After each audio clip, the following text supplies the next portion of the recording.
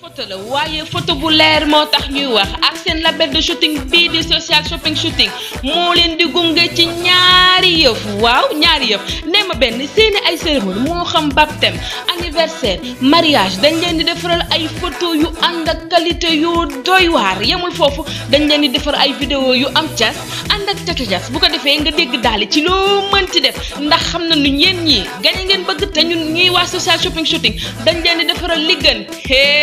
waa lii neexul romb na neex beneen bi gën a neex nag mooy yow mi nga xamante ni top modèle nga war a wone sa ay produits dañu lay defaral ay fond en nature yu doy waar fond vert fond rouge lépp la nga xamante ne day taaral sa ay photo pour sa produit gën a mën a jar boo ñu woowee ñu defaral la ay photo yu am solo daal di doy waar yamul foofu la ca gën a neex mooy yow mi nga xamante ne dangaa bëgg sañse daal di bëggal sa ay soppe boo ñu woowee ñu ñëw ba sa biir kër defaral la shooting yu amul fenn wala nga ñëw fii suñu studio ak suñu ay fond yu am solo ñu defaral la ay shooting waaye yow lii tam neex na de li gën a neex tubaab fakal la boo ma wooyee ma wax la ko ci 77 417 77 40 wala 33 835 08 67 ak social shopping shooting waaye dama ne ay photo day leer ànd ak qualité. Photoman, photographe, photoman. asalaamaaleykum fidèles téléspectateurs de Social Shopping TV tey nag ñoo ngi àndaat ak yéen ci beneen numéro entrepreneurship nag comme ni ñu leen koy waxee mooy l'émission bi nga xam ne moom la ñu jagleel jeunes yi nga xam ne ils ont pensé à créer quelque chose boo xam ne dina leen mën a indir non seulement revenu mais ñeneen yi nga xam ne ñoo si bokk ak ñoom équipe bi dinañu si mën a gis seen bopp tey nag ñuy am mbégte ak contenté dalal fii suñu biir plateau ki nga xam ni mooy benn jeune boo xam ne il est très dynamique mu pensé am benn projet boo xam ne teg na ko tey dañ leen di bàyyi rek mu présenté wu wax ñu moom mooy kan asalaamaaleykum Naby. maaleykum salaam. waaw Naby dara ginnaaw bu ñu la dalalee suñu biir émission entrepreneurship tey bëggoon nañu xam yow yaay kan. waa avant tout maa ngi nuyu waa social shopping groupe bi ñëpp di am kontante ci invitation bi. wax dëgg yàlla entrepreneurship nekk na émission bu am solo boo xam ne ni yéen a ko évoluer di jëm ci lu jëm ci affaire entrepreneuriat lu jëm ci jeunes yi ndax gis nañ ne am na solo trop depuis ma ko commencé suivre maa ngi gis ay avancement daal. Merci waaw loolu lañ comme ni ñu ko waxee rek émission bi yéen lañ ko jagleel parce que tey comme on dit rek jeune ngeen mais vous avez pensé à créer des choses kon ndax tey li nga xam ne mooy ñun suñu devoir mooy ñu jàppale leen. teg leen ci yoon ba nga xam ne incha allah di ngeen am yu bëri ouverture yoo xam ne dina ñëw ba jàppale leen ci incha allah mais Naby tey yow ci ban domaine ngay yëngatu ban projet nga xam ne moom nga teg comme entrepreneuriat. waa ñun avant tout ñu ngi nekk premièrement ci domaine événementiel ndax ci loolu la ñu investir. waa ci lañ ubbi lépp loo xam ne ni moom la ñuy def. événementiel la ñu xamee. maanaam domaine déco waaw domaine décoration ci affaire événementielle waaw moom lañ jàng moom lañ xam te ci lañ investir. ok bon yaa ngi kon def lii nga xam ne mooy décoration mais à part décoration bi est-ce que am nga ay études yoo xam ne c'est poussé yoo xam ne tey mën na la permettre nga dem seeti ji déposer tey ci entreprise pour mën fa am emploi walla leneen. waaw boo gisee avant tout. ci domaine événementiel bi ñu nekk bàyyiwuñ suñu bopp ndax ñu ngi avancé di gëstu dans le milieu traiteur tamit ñu ngi ci macha allah. ñu ngi avancé côté boobu. tooguñ rek ne dañuy yëngu ci affaire événementiel. concentré wu ci décoration bi ba bàyyi yeneen yi. ñu ngi def di exercer wu di ànd ak ay traiteurs yu professionnel ñu ngi jàngal yeneen domaine yu bokkul ak maanaam yoo xam ne am na tuuti différence par rapport ak déco bi. dans le milieu traiteur. kon mën naa ne lépp rek day wane jàngatu événementiel ndax boo xoolee li ko composé boo xoolee cérémonie tey jii nii fekk ñun ci domaine événementiel bâche boo xoolee moom la ñuy installé def déco bi ak lépp lu ci war a nekk ñi ci yëngu mën naa ne ay DJ dañ ciy nekk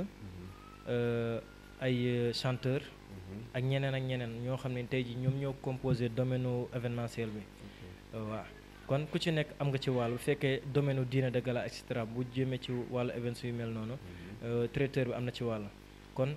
yoon boo suivre rek tey jii nii mën nga cee am connaissance waaw nga bañ a yem sa domaine kese ne fii laa bëgg a yem bu fekkee da nga bëgg a avancer da ngay jéem a ut niveau yaatal xool ñi nga xam ne ñoo la jiitu ci études yu mel noonu nga topp seen ginnaaw ñu jàngal la tey ji ñun ci domaine boobu lañ nekk moo tax dans le milieu traiteur c'est pour cela ñu créé Naby Traiteur ànd ak Naby Décor ñu composé ko ba jamono ji ñu ngi sant yàlla alhamdulilah. waaw donc kon bu ma déggee li nga wax mooy yéen ay événementiel ngeen tout ce qui est événement da ngeen di ko couvrir mais tey y a pas mal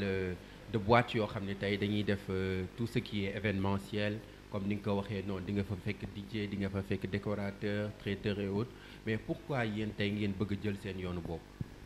waa mën naa ne du sax yoonu bopp mais tarbiya bu yàgg la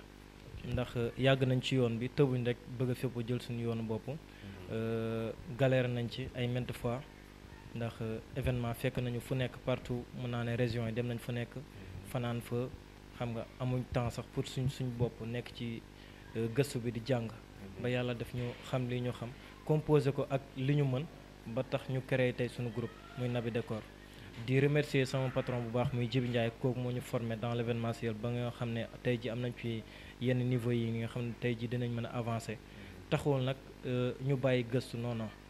lépp lu ñu am ci xam-xam teew ñu ngi koy composé ak ñeneen di gën a jàng di avancer du question de dañoo am suñ groupe tey rek waratuñoo gëstu feneen non non à chaque fois ñu ngi gëstu di avancer nànk-nànk. ok loolu am solo la mais tey mën nañu wax ni tamit que ni li ngay offrir am na yeneen ñoo xam ne ñoo ngi def décoration événementielle autour di ko offrir mais tey yéen lan ngeen am de concurrence loo xam ne esprit de concurrence bu ngeen teg wala loo xam ne tey da leen di concurrencer par rapport aux autres comme loo xam ne tey c'est particulier en vous quoi loo xam ne di ngeen ko offrir par rapport ñeneen ñi duñ ko offrir genre loo xam ne tey di ngeen ko teg ba nga xam ne client bi bu gisoon tey keneen lu mu ko proposé dina ñëw si yéen. dëgg la ci domaine affaire concurrent boobu noonu ngay wax ci laay ñëw. ndax premièrement maanaam qualité dafa jiitu lépp te qualité niveau moo koy joxe. ndax da ngay jàng gëstu. booleeg li nga am léegi su yàlla defee nga engagé dara liggéey ko léegi client bi moom dina nga fexe prouver bi daal ba mu mën ko satisfaire ak ñeneen nga xam ne keneen ku ko gis tamit dina sawar mën a apprécier léegi ci noonu lañ defee nànk-nànk di gëstu di booleeg li ñu am di jàng di avancer ba képp koo xam ne tey ji installé nañ la mu soit anniversaire mariage dîner de gala et cetera wala bépp boo xam ne comme genre déco chambre aussi def nañ fa avancement bu baax a baax ndax boo xoolee ci début corona bi événement xawoon na freiné jamono boobu affaire yi doxatul mais ñu ngi sant yàlla alhamdulilah ci affaire déco intérieur moo ma ci gën a génne ndax su ma basé woon ne damay nekk ci bâche et cetera concentré wu foofu rek mën naa na affaire bi du am avancement mais yàlla def na gënoon nañoo gëstu teel a xam ni affaire bi du benn côté boo war a concentré que sa ndax da nga ko war a décentraliser maanaam yaatal ko ba nga xam ne tey jii nii foo jublu rek dañ naan côté boobu nga gën a mën a waaw ndax ba ci ñi nga xam ne dañuy recevoir seen alaaji bu ñuy ñëw jógee à l'extérieur bu ñuy ñëw ñu ci bëri décoré naa leen seen chambre ba ci marié yi et cetera ñu ciy gis avancement macha allah daal côté boobu tamit mën naa ne Naby Décor avancé na fa après tamit Naby Décor ci beneen côté ci beneen domaine bi gis na ni ay client am dañuy soxla affaire déco même Naby Décor bu demul installé sax ñoom dinañ soxla lu mel noonu c'est pour cela ñu créé Naby Décor boutique mooy dépôt bi ñu nekkoon di fa exposer suñuy bagage ñu ne pourquoi pas ñu mën a créer Naby Décor boutique ci lañ ko créé ñu fexe investir foofu noonu tey lépp loo soxla ci objet décoration rek boo ñëwee Naby Décor boutique di nga ko fekk. jaay ba pare décorer ko. waaw dañuy jaay en même temps ñu ngi décorer. donc bon bu ma la déggee mooy que ni yéen li ngeen di offrir de plus mooy la qualité ak l'innovation quoi. waaw loolu am na solo trop am na solo parce que tamit tey à chaque fois. Comme tu as dit rek nit ñi li ci ëpp décoration tey boo ko waxee li ñuy jàpp mooy décoration bâche salle et autres mais tey comme indi ngeen décoration intérieure bi loolu am na solo parce que tey comme on dit corona bi bu ñëwee Covid bi bu ñu tëjaatee événementiel yi ñu arrêté ko donc déco intérieur bi mooy gën a ñëw foofu loolu am na solo trop mais tey est-ce que tey da ngeen demee ak seen propre moyen wala dafa am koo xam ne tey dafa nekk seen ginnaaw di leen jàppale di leen pousser parce que vous êtes des jeunes mu leen di jàppale pour ngeen am loo xam ne di ngeen ci gis seen bopp xam nga am ci ay revenus personnels quoi genre tey est-ce que da ngeen am koo xam ne moo nekk seen ginnaaw wala vous êtes parti de vos propres moyens. waaw defe naa comme question bi ni tontu naa ko la fois passée ci benn émission. ñun suñu financement mu ngi jóge ci suñu commerce.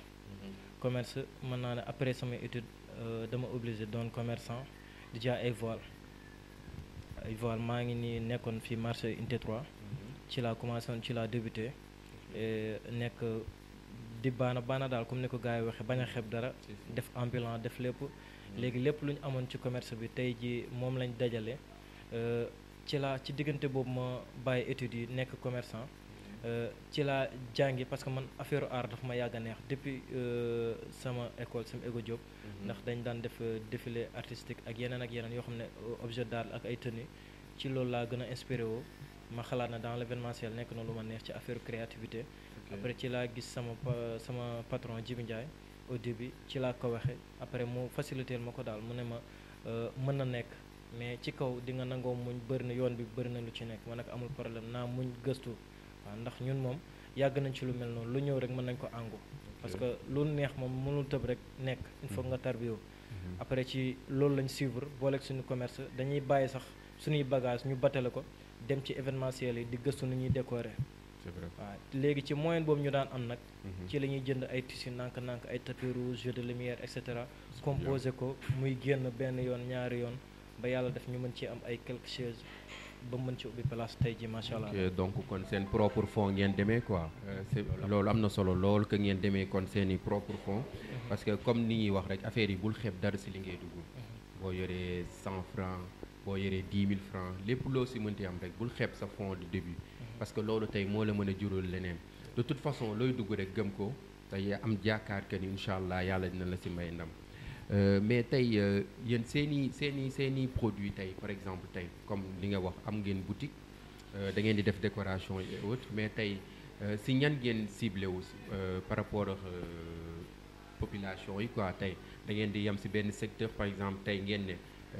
kër yi comme par exemple waa ménage yi ngeen di décorer wala soit tey entreprise yi ngeen di offrir seen produit wala bon pas mal de gens quoi ñi nga xam ne kan ngeen di offrir seen produit tey. pour ñun. suñuy produit ñu ngi koy offrir maanaam bépp client bu soxla. waaw parce que ñun basé wuñ ci benn client. muy dans l'événementiel. ak ñi nga xam ne ñooy clients yi nga xam ne ñoom pare nañ. pour jënd. yaa ngi comprendre. léegi ci domaine événementiel bi ñun basé wuñ fenn basé wuñ soit ci déco intérieur. basé wuñ ci domaine basse ñun daal. gëstu nañ ba maîtriser li ñuy def. foo ñu woo ñu wuy si la. mais donc tey bu ñu la woowoon tey benn séminaire ne la tey par exemple tey benn boîte boo xam ne tey c'est connu par exemple tey ñu ne Sonatel mu woo la tey ne la dama bëgg nga couvrir ma sama benn séminaire côté décoration bâche beex traiteur beex yëpp est-ce que tey di ngeen pare ngeen pour mën a dem couvrir événement boobu. bien sûr ndax defe naa képp koo xam ne ni mën naa ne mbapat nga ci loolu. nekk ci secteur boo xoolee ni secteur mariage. moo gën a métti sax loolu. parce que moo gën a bëri ay nit gën a mën a bëri coono. kon anniversaire muy ñëw ñuy àngu loolu bu ñu woowee ci domaine bu mel noonu ne affaire séminaire loolu defe naa ne liggéey bu yomb ci ñun la. ndax domaine bi ñu nekk nii maanaam domaine événementiel ci affaire cérémonie mariage moo gën a métti sax ay affaire séminaire. ci sama gis-gis kon. defe naa ne boo daan liggéey lu métti ñu woola ci lu gën a yomb da ngay pare pour liggéey ko. j'espère bien que ni di ngeen ko mën a couvrir vu que yéen li ngeen di offrir de plus mooy qualité bi ak innovation bi chaque fois yéen a ngi créer kon de nouvelles choses. donc kon je pense bien que ni di ngeen mën a couvrir genre événement yooyu mais tey est-ce que selon li ngeen di liggéey nii yéen a ngi siy yëg seen bopp non seulement yéen mais aussi équipe bi nga xam ne ñoo nekk seen ginnaaw est-ce que ñoo ngi siy yëg seen bopp. waaw alhamdulilah ñu ngi sant yàlla bu baax ndax équipe bi moom nekk na équipe bu dynamique Naby Décor groupe man maa leen formé après bi ma jàngee samay étude décoration. ci laa formé sama groupe Naby Décor. après di avancer nànk-nànk di ànd ak ñoom ñuy gëstu di boole li ma xam ñoom tamit la nga xam ñuy avancer ba yàlla daf ñu créé Naby traiteur ba ñu mën a maanaam jël engagé affaire séminaire et cetera. parce que groupe moom ñu ngi ci yéeg suñ bopp macha allah ndax début bi moom day xaw métti. ñu ngi jàpp ne ñoom dañoo jàpp rek dugguñ ci par intérêt wala leneen. mais par amour maanaam amour moo ñu ci jiital ñu ñëpp ñu bokk lu ñuy def. décorateur yëpp presque ñoom. voilà loolu leen si dugal quoi ñun amour bee parce si que affaire bricolage dafay yàgg a nekk loo xam ne daf ñu neex. si. du xaalis sax recherche moo ñu ci dugal non non loolu amour bu yàlla def si ñun la. ok mais en plus de décoration couverture événements et autres lan ngeen préparé pour teg ko tey ban projet ngeen am de plus si événementiel yi ban projet ngeen am boo xam ne tey di nga ko mën a tegaat en plus de événementiel yi ba nga xam ne dina am yeneen jeunes yi nga xam ne tey peut-être qu'ils sont diplômés peut-être qu'ils ne sont pas diplômés yoo xam ne tey bëgg nañ liggéey te amaana ni tey boo leen offrir leneen dinañu si mën a gis seen bopp yan ban projet nga teg à part événementiel. à part événementiel maanaam boutique laa teg sama kanam muy lan commerce. ndax man commerce laa débuté après parce que mën naa ne sax ay bricolé laa débuté. ci bi may jàng. ma après études yi ma duggaat ci commerce jëlaat bricolage kon mën naa ne ñaari yëpp. maanaam la associé di ko liggéey ba foo ma wooye ci côté commerce ma wuyu la soo ma wooye ci affaire bricolage ma wuyu la kon mën naa ne pare naa tamit pour investir ci affaire boutique. soit lépp loo xam ne objet décoration la côté boobu pare naa tamit pour investir ci ndax gis naa ci avancement maa ngi sant yàlla alhamdulilah. lépp toujours nga ànd seex sa équipe. waaw toujours tamit ak équipe bi surtout tamit dans domaine l'événementiel ci lay gën a accompagner ak ñoom. mais noonu la affaire yi comme on dit rek nit ki looy dugg rek gëm ko parce que tey ñun social shopping li ñuy tax a jóg mooy jàppale leen yéen jeunes yi comme ni ma ko waxee woon si bi ñuy tàmbali parce que tey am na benn jeune boo xam ne amaana ni am na chance su jaar fi moom tamit bëgg xaw ngeen nuroo li nga xam ne moom ngeen di liggéey mais à partir de social shopping am na ay ONG yoo xam ni tey contacté nañ ko ba macha allah def nañ tout ce qui est business développement et tout xam nga li si war yëpp gestion de projet bi teg nañ ko lépp ok ba nga xam ni instant bi nii financement am jot na si ba tàmbali liggéeyam te on te le souhaite yow tamit à travers social shopping yeneen ONG yi nga xam ne ñoo ngi toog di xool jeunes yi nga xam ne ñoo ngi créer ay affaires loo xam ne seen yeneen moroom dinañu si mën a gis seen bopp ñu gis la yow tamit incha allah en tout cas on te le souhaite de tout cœur lan mooy sa mot de la fin. lan ngay tàggatoo sama mot de la fin mooy ñi nga xam ne mooy soit comme ñi nga wax partenaire ONG et cetera. kon ak autorités yi nañ ñëw jàppale jeunes yi. ndax banlieue bi bëri na jeunes yoo xam ne ñoom pare nañ. pare nañ ndax bëgg nañ li ñuy def. te gisuñu ku leen encadré. ñenn ñi maanaam ñu ngi ci domaine bi ñu nekk te gisuñu tamit ku leen jàppale. kon de grâce képp koo xam ne mën na ñëw jàppale soit mën na bañ a nekk nabi d'accord kese. mais képp koo xam ne ni am na ci domaine bu mu nekk rek ñu mën laa pousser pour nga avancer. parce que di lancer benn message boo xam ne ni actualité la. muy immigration clandestine. ndax boo gisee jamono ji jeunes yu bëri maanaam opté pour def loolu. ñàkk moyen la. gisuñu fi maanaam seen bopp ci réew mi gisuñu ku leen jàppale. kon may lancer autorités yi nañ leen gën a bàyyiwaat xel jeunes yi. ñu jàppale leen bu baax a baax temps yi rek maa ngi ci doon def ay messages yu am solo. waaw may lancer daal message boobu mooy sama dernier mot nañ gën a jàppale jeunes yi. ci seen i projet ci seen i lépp daal ba nga xam ne ni avancement day mën a am. ñu mën a toog liggéey. ok merci Naby kon am nañ kontaan te dalal la tey suñu biir émission entrepreneurship comme ni nga ko waxee immigration clandestine bëri na jeunes yi nga xam ni dañoo gisul loo xam ne def nañ ko fii am ñoo xam ne tamit peut-être am na lu tegu seen kanam mais dese nañ ko gëm moo tax tamit mënuñu ko def parce que comme je t'ai dit rek affaire yi looy nekk rek gëm ko muy ngay débuter 10 000 francs 15 000 francs lu mu mënti doon comme on dit rek même booy jaay gerte caaf sax fexeel jël si pay bu subaa dina la ubbil leneen. donc les jeunes li ma leen di wax rek mooy immigration clandestine mënul la yóbbu fenn parce que c'est la voie du suicide comme on dit jàpp leen fii jàpp ci Sénégal gi nga xam ne moom la ñu am ku nekk bul xeeb li nga yor il faut penser à créer leen après gars yi ñëw ku nekk jàpp ci incha allah yàlla may ñu ci ndam te bu neexee yàlla sax dina baax parce que bon le meilleur reste à venir en tout cas Naby merci d'être venu.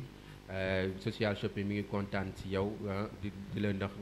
bonne chance pour le reste incha allah le meilleur reste à venir comme on dit avec la télé de l'avenir social shopping TV. njàkkere jaayum kër wala terrain ci mim réew jeex na fi wala location moo xam appartement wala studio ak social shopping immobilier dañu lay jaayal sa produit cën na mu gën a gaawee tubaar fakal mettre la en rapport ak sunu ay clientèle ñi nga xamante ne dañoo soxla kër wala ñu soxla terrain wala bëgg louer appartement wala studio bu ko defee ñu ñëw sa biir kër daal di lay fotol sa kër wala sa terrain wala sa appartement wala sa studio si ay photo yu leer nañ ak ay vidéo yu doy waar daal di koy posté si sunu page bii di social shopping immobilier bu ko defee yéen ngeen woote ci 77 417 77 40 wala 33 835 08 67 ak social shopping immobilier jaay kër neex na ci réew mi.